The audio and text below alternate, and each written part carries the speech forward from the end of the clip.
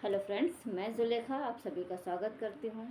जैसा कि आप सभी लोग जानते हैं कि हमने B N S S and CRPC की तुलनात्मक अध्ययन वाली सीरीज़ का प्रारंभ कर चुके हैं, जिसके अंतर्गत हमने जो है अभी तक चैप्टर 1 कंप्लीट कर लिया है।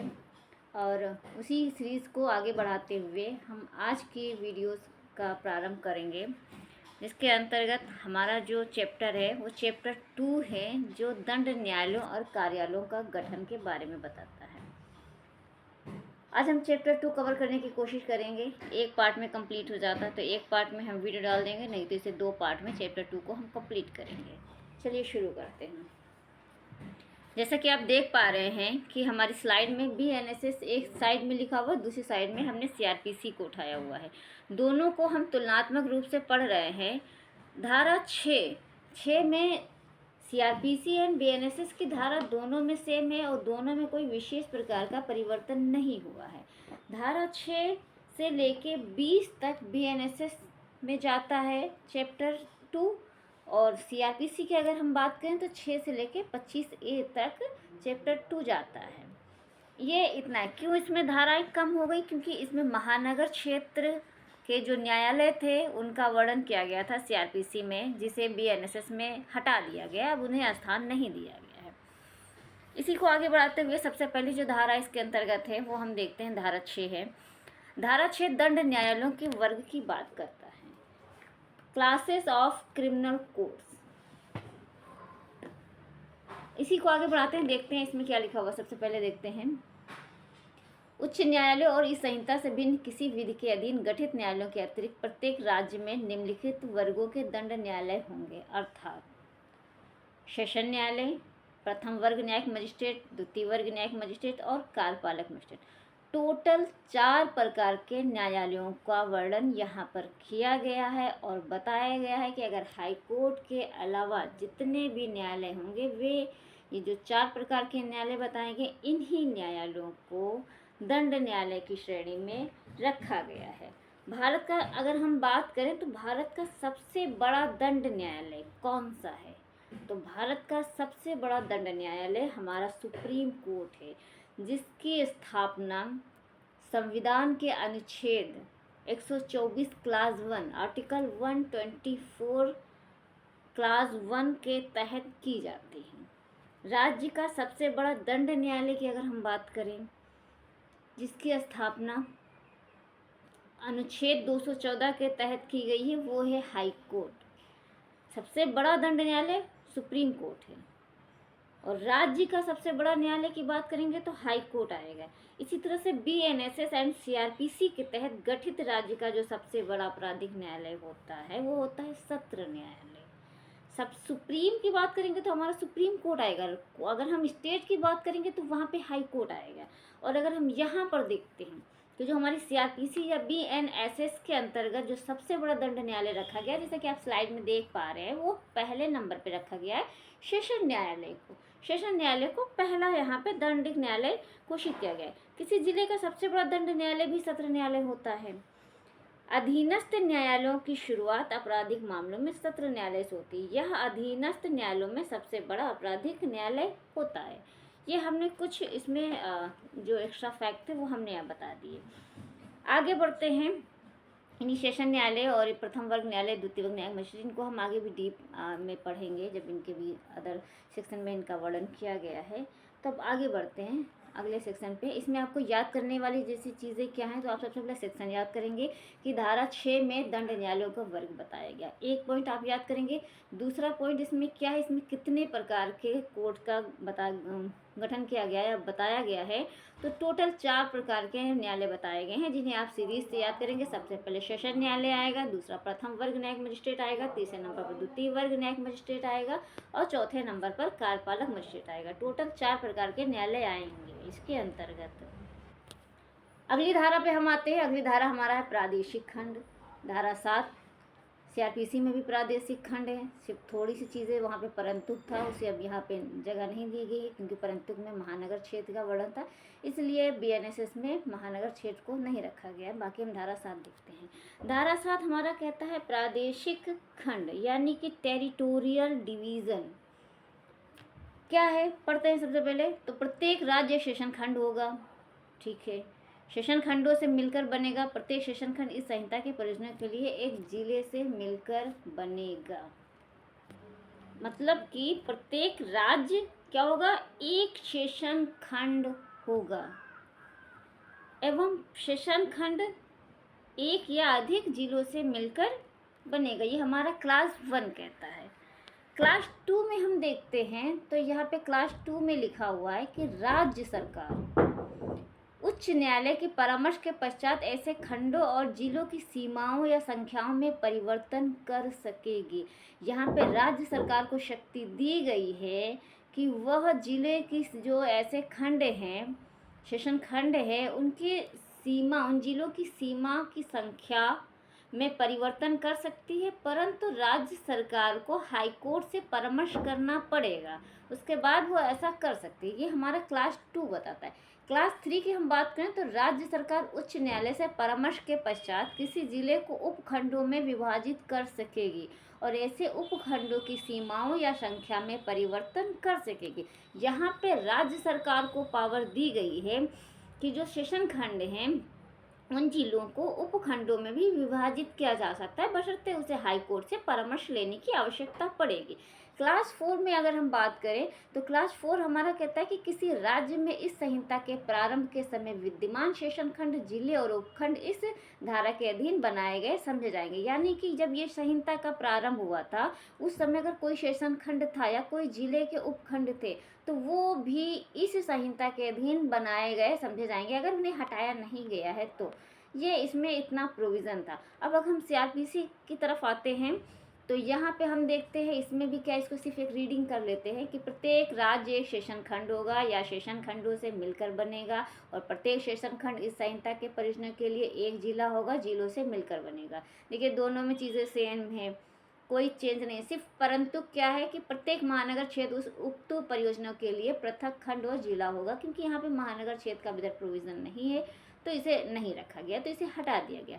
सेकंड देखते हैं, राज्य सरकार उच्च न्यायालय से परामर्श के पश्चात ऐसे खंडों और जिलों की सीमाओं या संख्या में परिवर्तन कर सकेगी। ये भी सेम है, यहाँ पे हाई स्टेट गवर्नमेंट को पावर है कि हाई कोर्ट से परामर्श करने के बाद उनके जो सीमा है, खंड हैं, संख्या में विभाजित कर सकेगी। फोर्थ क्लास में देखते हैं, किसी राज्य में इस संहिता के प्रारंभ के समय विद्यमान सेशन खंड, जिले, उपखंड इस धारा के अधीन बनाए गए समझे जाएंगे।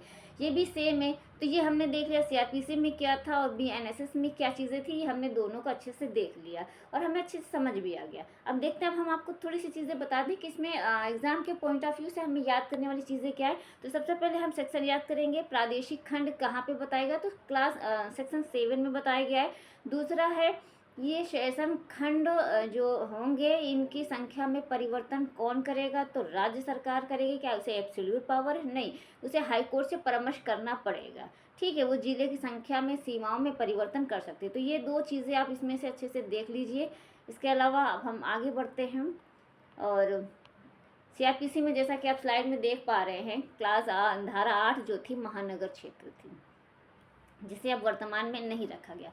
महानगर क्षेत्र मतलब ऐसे क्षेत्र होते हैं जिनकी जनसंख्या 10 लाख से अधिक होती है, वे क्षेत्र महानगर क्षेत्र माने जाते हैं। जैसे मुंबई, कलकत्ता, मद्रास हो गए। इसमें राज्य सरकार अगर चाहे तो अधिसूचना द्वारा किसी क्षेत्र को जो है महानगर क्षेत्र घोषित कर सकती है। और अगर कोई क्षेत्र ऐसा जो 10 लाख, जहाँ पे जनसंख्या 10 लाख से कम होती है, तो उन क्षेत्रों को महानगर श्रेणी से बाहर किया जा सकता है और उनके जांच विचारण पे अगर ऐसा कोई मामला पहले डिसाइड हो गया तो विशेष कोई प्रभाव नहीं पड़ेगा। तो ये हमारा महानगर क्षेत्र के बारे में बताया गया था। अब इसको बहुत ज़्यादा डीप में पढ़ने की आवश्यकता नहीं है क्योंकि अब नए वाले एक्ट में नहीं है, तो इस वजह से जो दोनों में सेम है हम उन पर ज़्यादा फोकस कर रहे हैं।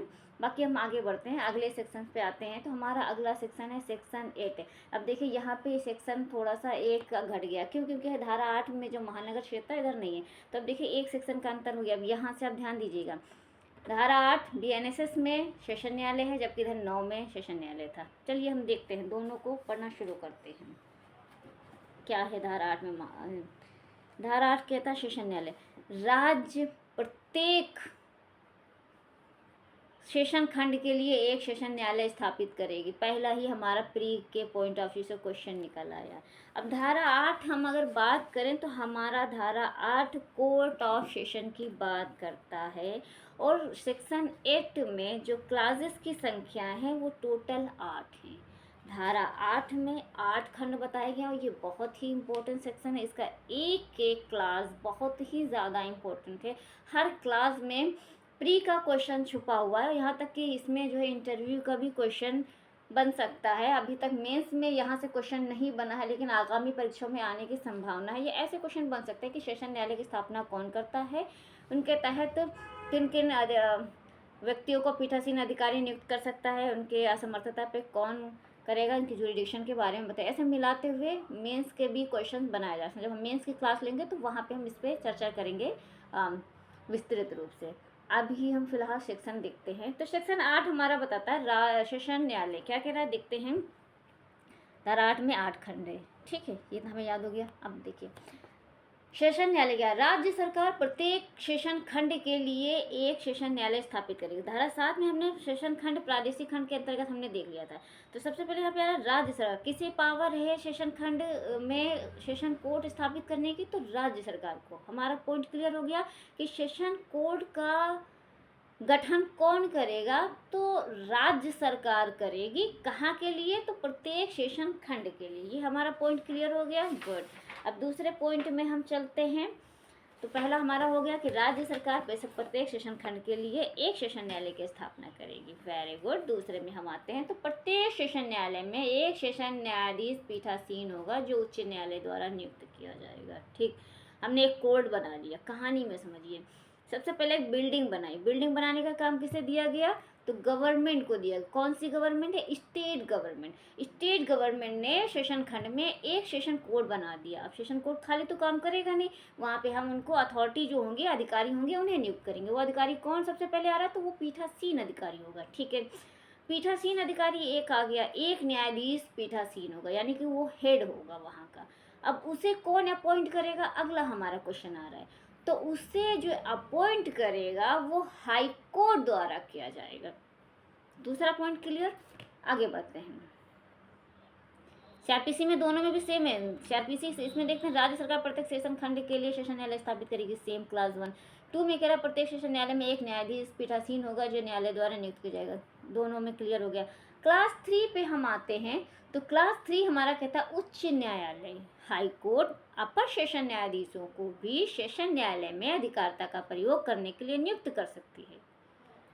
इधर देखते हैं, उच्च न्यायालय अपर सेशन न्यायाधीश और सहायक सेशन न्यायाधीशों को भी सेशन न्यायालय में अधिकारिता का प्रयोग करने के लिए नियुक्त कर सकेगी। अब सहायक सेशन न्यायाधीशों को बीएनएसएस में जगह नहीं दिया गया, इसलिए यहाँ हटा दिया गया।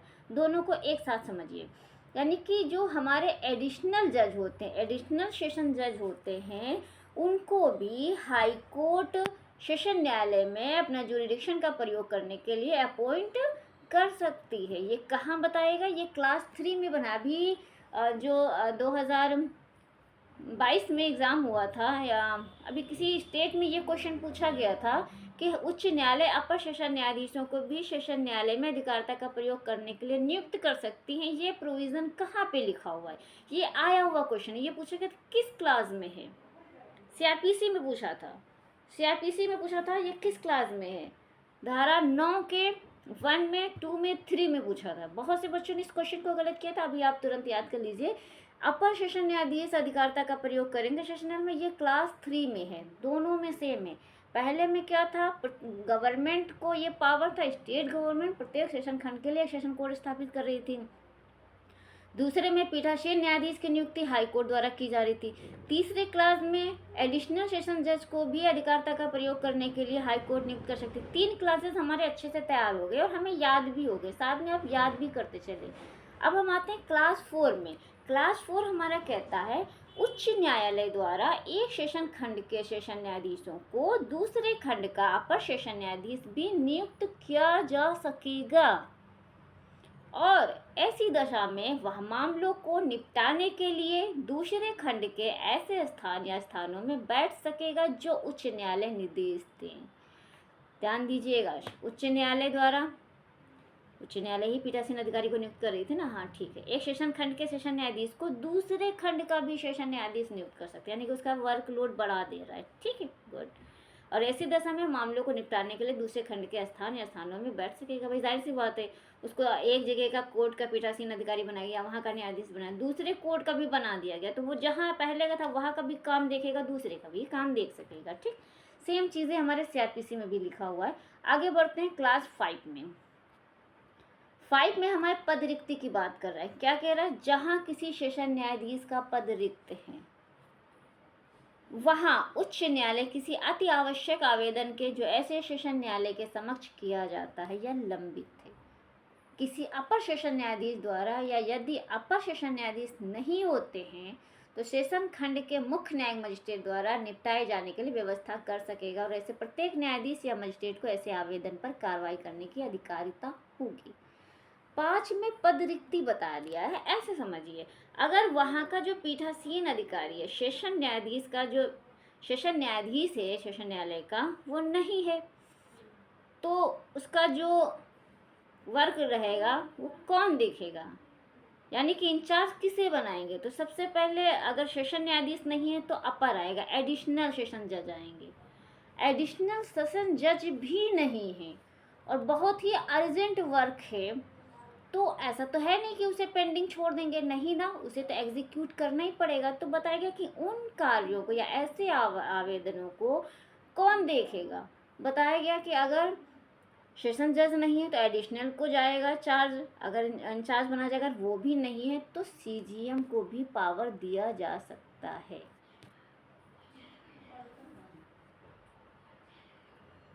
ये बताया गया क्लास 5 में। क्लियर हो गया?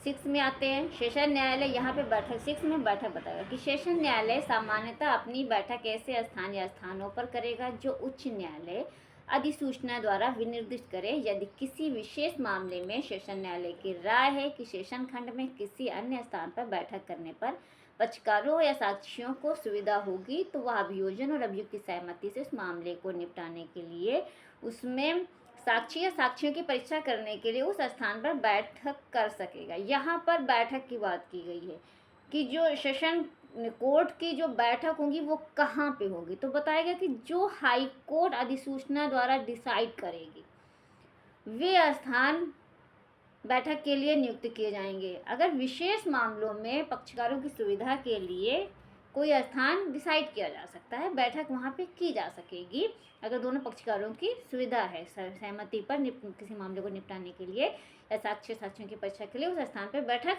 कर सकेगा। ये हमारा क्लास 6 हो गया। अब क्लास 7 देखते हैं। देखिए क्लास 7 यहाँ पे ग्रीन है, इसका मतलब ये है कि ये नया आया हुआ है, इसको हम देख लेते हैं। क्लास 7 ठीक है। क्लास 7 थोड़ा सा इम्पोर्टेंट है, ध्यान दीजिएगा। क्या है? सेशन न्यायाधीश समय समय पर ऐसे अपर सेशन न्यायाधीशों के बीच कार्य के वितरण के संबंध में संहिता से संगत आदेश दे सकेगा। यानी कि जो सेशन जज है वो एडिशनल सेशन जज को कौन से काम देगा, कौन से काम का कंट्रीब्यूशन करेगा, वो बताएगा। कि कोई भी मतलब उसके पास वर्कलोड ज़्यादा हो गया, काम आया हुआ है, तो अपने एडिशनल को ट्रांसफ़र कर सकता है कि आप इन मामलों को देखिए। सिर्फ इतना बताया गया। कार्यों का वितरण करेगा सेशन जज, 7 में बताया गया। 8 में बताया गया सेशन न्यायाधीश अपनी अनुपस्थिति में कार्य करने के लिए अगर असमर्थ है कोई अति आवश्यक आवेदन का अपर सेशन न्यायाधीश द्वारा, यदि कोई अपर सेशन न्यायाधीश ना हो तो CGM द्वारा निपटाए जाने के लिए भी व्यवस्था कर सकता है। और यह समझा जाएगा कि ऐसे न्यायाधीश या मजिस्ट्रेट को ऐसे आवेदन पर कार्रवाई करने की अधिकारिता है। ये बताएगा। क्लास 7 में क्या बताएगा? असमर्थ है अगर, तो वहाँ पे सेशन जज असमर्थ है तो भाई जाहिर सी बात इंचार्ज किसे बनाएंगे? एडिशनल को बनाएंगे। अगर इत्तेफाक से एडिशनल भी असमर्थ है, नहीं आ पा रहे हैं, तो उनके स्थान पे CGM उनका कारोबार देख सकता है, उन्हें इंचार्ज बनाया जा सकता है। अगर कुछ अर्जेंट वर्क है तो वो डिसाइड कर सकते हैं। स्पष्टीकरण एक लिखा हुआ है, देख लेते हैं। इस संहिता के परियोजना के नियुक्ति के अंतर्गत राज्य सरकार द्वारा संघ या किसी राज्य के कार्यकलापों के संबंध में किसी सेवा या पद पर किसी व्यक्ति की प्रथम नियुक्ति, तैनाती या प्रोन्नति नहीं है। जहां किसी विधि के अधीन ऐसी नियुक्ति, तैनाती या प्रोन्नति सरकार द्वारा किए जाने के लिए अपेक्षित है। ये स्पष्टीकरण बताया गया है। तो इसमें क्लास 8 हमने आपको बता दिया। अब इन 8 क्लासेस को मैं पॉइंट पॉइंट करके मैं एक बार फिर से रिवाइज करा दे रही हूँ, और साथ ही साथ आप CRPC के भी देखते रहिए प्रोविज़न। अब देखिए, पहले क्लास में हमने आपको क्या बताया, पहले क्लास में हमने बताया कि एक सेशन खंड बनाया जाएगा, ठीक, प्रत्येक सेशन न्यायालय के लिए। हाँ, राज्य सरकार एक सेशन खंड के लिए एक सेशन कोर्ट स्थापित करेगी, यानी कि गवर्नमेंट, स्टेट गवर्नमेंट एक सेशन कोर्ट बना रहा है, क्लियर। दूसरे में बताया गया उस सेशन कोर्ट में हाई कोर्ट एक पीठासीन न्यायाधीश की नियुक्ति करेगा, दूसरा क्लास कंप्लीट। तीसरे में बताया गया ज्यूरिडिक्शन, बताया गया है कि हाई कोर्ट ऐसे सेशन न्यायाधीशों को भी, यानी कि एडिशनल सेशन जज को भी उस सेशन कोर्ट में अधिकारिता का प्रयोग करने के लिए नियुक्त कर सकती, तीसरा क्लियर। चौथे में बताया गया कि एक सेशन जज को हाई कोर्ट दूसरे सेशन खंड का भी जज नियुक्त कर सकता है, वहाँ के भी वो मामले देखेगा।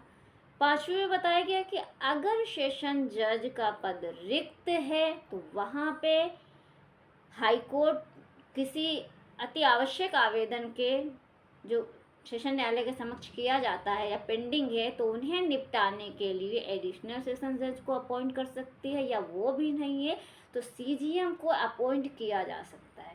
6th क्लास में हमने बैठक का स्थान बताया, ये बैठक का स्थान कौन डिसाइड करेगा, तो हाई कोर्ट करेगी। पक्षकारों की सुविधा अनुसार किसी ऐसे स्थान पे भी किया जा सकता है जहाँ पे पक्षकारों साक्षियों की सुविधा हो, वहाँ पे बताया। 7th क्लास में हमने बताया कार्यों के वितरण के बारे में। सेशन जज के पास जो भी कार्य आएंगे वो एडिशनल सेशन जज को उन्हें निपटाने के लिए ट्रांसफ़र कर सकती है।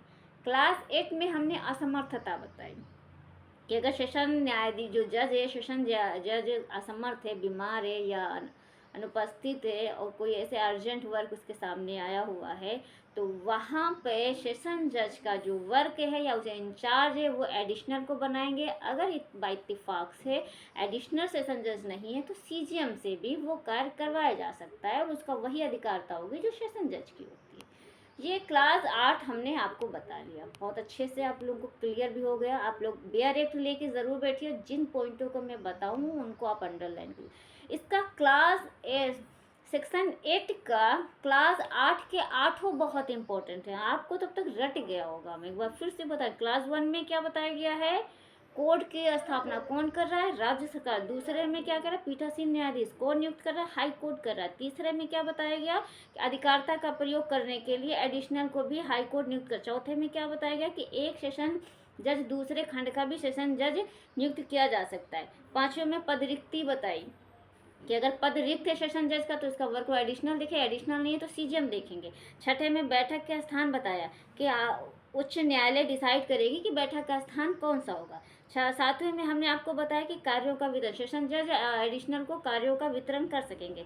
सातवें में हमने बताया कि अगर असमर्थता है, आठवें में असमर्थता के स्थान पे एडिशनल को देंगे, एडिशनल नहीं तो CGM। तो इस तरह से हमारा सेक्शन 8 बहुत अच्छे से कंप्लीट। आई होप आपने कभी इससे पहले इतने ढंग से पढ़ा ही नहीं होगा। देखिए कितना ज़्यादा समय सिर्फ एक ही 2 सेक्शन कंप्लीट करने में लग गए, लेकिन ये बहुत ज़्यादा इंपॉर्टेंट, आपको आना ही चाहिए। अब हम आते हैं सेक्शन 9 पे, जुडिशियल मजिस्ट्रेट। बहुत इंपॉर्टेंट है, जो लोग प्रैक्टिस करते हैं उनको अक्सर जुडिशियल मजिस्ट्रेट कोर्ट जाते रहते हैं, वहाँ पे सब चीज़ें देखते रहते हैं, देखते हैं ये CGM कोर्ट है, SCGM कोर्ट है। अब हम देखते हैं इसके बारे में पढ़ते हैं, बहुत ज़्यादा इंपॉर्टेंट है, बस धैर्य से आप सुनते जाइए। न्यायिक मजिस्ट्रेटों के न्यायालय क्या बता रहा है, इधर सेक्शन 11 है। प्रत्येक जिले में प्रथम वर्ग और द्वितीय वर्ग न्यायिक मजिस्ट्रेटों के इतने न्यायालय और ऐसे स्थानों में स्थापित किए जाएंगे जितने और जो राज्य सरकार उच्च न्यायालय के उससे परामर्श के पश्चात अधिसूचना द्वारा विनिर्दिष्ट करे, ठीक है। सेक्शन 9 में पहले क्लासेस देख लेते हैं। सेक्शन 9 में क्लास केवल 3 है, 3 क्लासेस हैं, छोटी सी धारा है लेकिन इम्पोर्टेंट बहुत है, इसको पढ़ते हैं। अब देखते हैं क्या लिखा है। क्लास 1 9 का जुडिशियल मजिस्ट्रेट, आगे अब हम पढ़ते हैं जुडिशियल मजिस्ट्रेट का कोड पढ़ते हैं। तो जुडिशियल मजिस्ट्रेट कोर्ट में जो हमारा सेक्शन है 9, उसमें टोटल क्लासेस की संख्या 3 है। और देखते हैं कोर्ट ऑफ जुडिशियल मजिस्ट्रेट का पहला है प्रत्येक जिले में। सबसे पहले आ रहा है, ये कहाँ पे जाएंगे तो जिले के अंतर रहेंगे। कौन से आएंगे तो प्रथम वर्ग और द्वितीय वर्ग न्यायिक मजिस्ट्रेटों के इतने न्यायालय, जैसे स्थापित किए जाएंगे जो राज्य सरकार उच्च न्यायालय से परामर्श के पश्चात अधिसूचना द्वारा विनिर्देशित। अब यहाँ पे इसको हम तोड़ के समझते हैं। न्यायिक मजिस्ट्रेट जो जुडिशियल मजिस्ट्रेट के कोर्ट हैं उनका गठन हम कहाँ करेंगे, तो जिले के अंदर करेंगे। इन जिलों में जुडिशियल मजिस्ट्रेट के कोर्ट में कौन से जजेस आएंगे, प्रथम वर्ग न्यायिक मजिस्ट्रेट आएंगे, द्वितीय वर्ग मजिस्ट्रेट आएंगे, और इनका जो गठन किया जाएगा, स्थापना की जाएगी, वो कौन करेगा, तो राज्य सरकार करेगी हाईकोर्ट से परामर्श करने के पश्चात। ठीक है, इधर भी वही चीज़ें हैं, परंतु महानगर क्षेत्र वाली चीज़ें हटा दी गई हैं। परंतु ऐड है, परंतु राज्य सरकार उच्च न्यायालय के परामर्श के पश्चात किसी स्थानीय क्षेत्र के लिए प्रथम वर्ग या द्वितीय वर्ग के न्यायिक मजिस्ट्रेटों के एक या अधिक विशेष न्यायालय किसी विशेष मामले या विशेष वर्ग के मामलों का विचारण करने के लिए स्थापित कर सकेगी। जहां ऐसा विशेष न्यायालय स्थापित किया जाता है, उस स्थानीय क्षेत्र में मजिस्ट्रेट के किसी अन्य न्यायालय को किसी ऐसे मामले या ऐसे वर्ग के मामलों का विचारण करने की अधिकारता नहीं होगी जिनके विचारण के लिए न्यायिक मजिस्ट्रेटों का ऐसे विशेष न्यायालय स्थापित किए गए हैं। इतना बड़ा परंतु था, समझ में नहीं आया, चलिए तोड़ तोड़ के देखते हैं, समझिए इसको। क्या कह रहा, परंतु राज्य सरकार हाईकोर्ट से परामर्श करने के बाद स्थानीय क्षेत्र के लिए, ठीक, प्रथम वर्ग या द्वितीय वर्ग के न्यायिक मजिस्ट्रेटों के एक या अधिक विशेष न्यायालय, देखिए स्पेशल कोर्ट की स्थापना हो रही है, कौन कर रहा है, राज्य सरकार कर रहा है, लेकिन हाईकोर्ट से परामर्श करने के बाद कर रहा है। ठीक है, क्या कह रहा है, विशेष वर्ग के मामलों के विचारण के लिए स्थापित कर सकेंगे। ठीक है, सिंपल सी बात है कि अगर स्पेशल कोर्ट भी बनाया जाए, अगर कोई स्पेशल मैटर है तो उन्हें डिसाइड करने के लिए स्पेशल कोर्ट की स्थापना करेंगे। कौन करेगा, स्टेट गवर्नमेंट करेगी, हाई कोर्ट के परामर्श करने के पश्चात कर सकेगी। ठीक है, इतना हो गया। आगे देखते हैं, जहाँ कोई ऐसा विशेष न्यायालय स्थापित किया जाता है तो उस स्थानीय क्षेत्र में मजिस्ट्रेटों के किसी अन्य न्यायालय को ऐसे मामले या वर्ग के मामलों का विचारण करने की अधिकारता नहीं होगी। तो जो विशेष कोर्ट होंगे, विशेष न्यायालय स्थापित किया जाएगा, तो वहाँ पे जो स्थानीय क्षेत्र के मजिस्ट्रेट होंगे या कोई अन्य न्यायालय को मामले या ऐसे वर्गों के मामलों का विचार करने की अधिकारता नहीं हो। क्यों, जिनके विचारण के लिए न्यायिक मजिस्ट्रेट को विशेष न्यायालय स्थापित किया गया था, मतलब वो स्पेशल कोर्ट में स्पेशल जज ही आके मामले को डिसाइड करेंगे। क्लास 2 देखते हैं, तो ऐसे न्यायालयों का पीठासीन अधिकारी उच्च न्यायालय द्वारा नियुक्त किया जाएगा। हम जुडिशियल मजिस्ट्रेट कोर्ट पढ़ रहे हैं ना, तो वहाँ पे भी अभी हमने सेशन में पढ़ा था, सेशन न्यायाधीश की स्थापना कौन कर रहा था, राज्य सरकार का। वहाँ पीठासीन अधिकारी की नियुक्ति कौन कर रहा है, हाई कोर्ट। देखिए सेम यहाँ भी चीज़ है, जुडिशियल मजिस्ट्रेट कोर्ट की स्थापना भी राज्य सरकार कर रही है, वहाँ जो अथॉरिटी पीठासीन अधिकारी है वो क्लास 2 में हाई कोर्ट कर रहा है।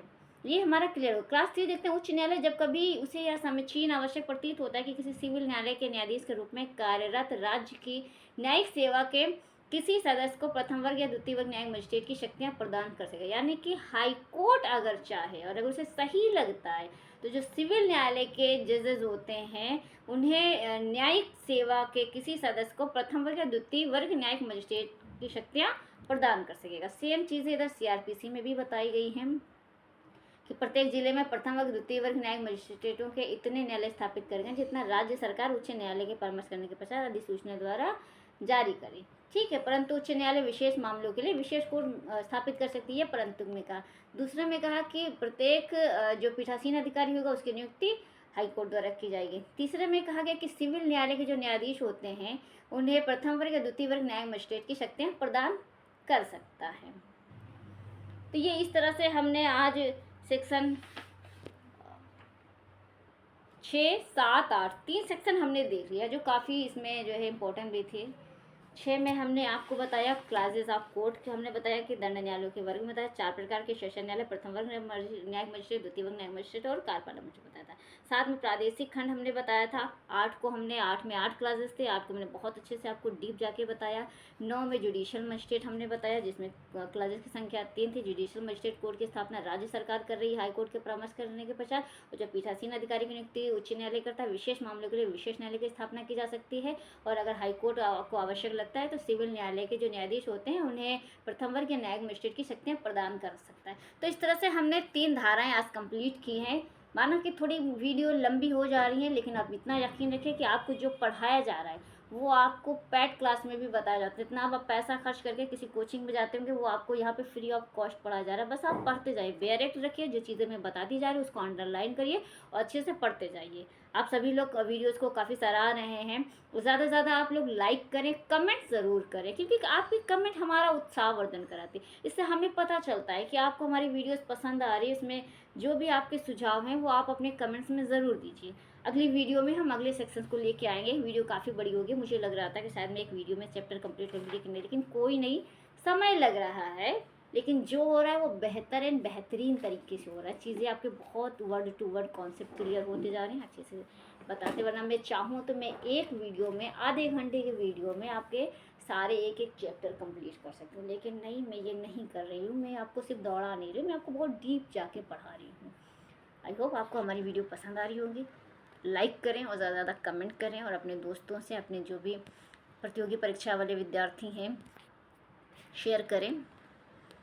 Thank you so much.